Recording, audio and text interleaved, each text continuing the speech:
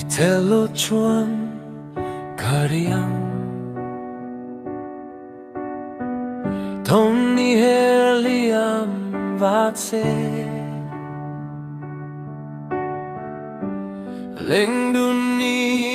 tinanga Tin katrung tai thi Zanthiang ti mawitu Chhakchhuak puile sia tehian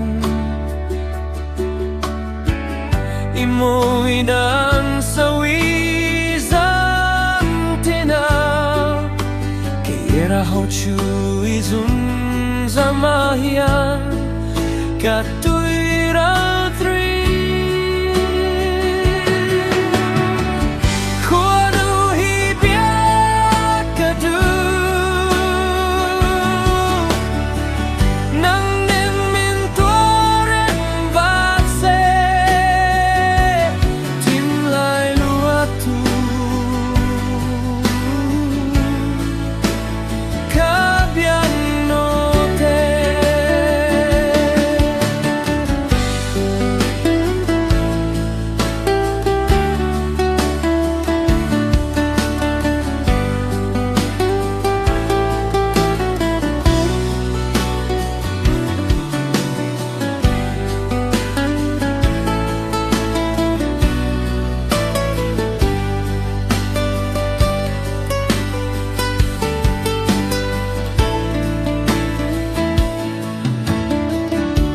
Itelo chuan kariang Tami heliam vatse Lengduni tinangaw Tin katrung tai thi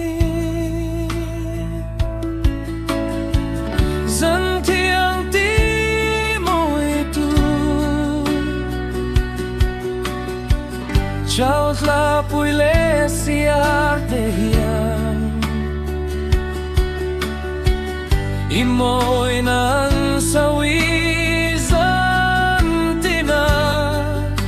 Kira ho chu izun zamahian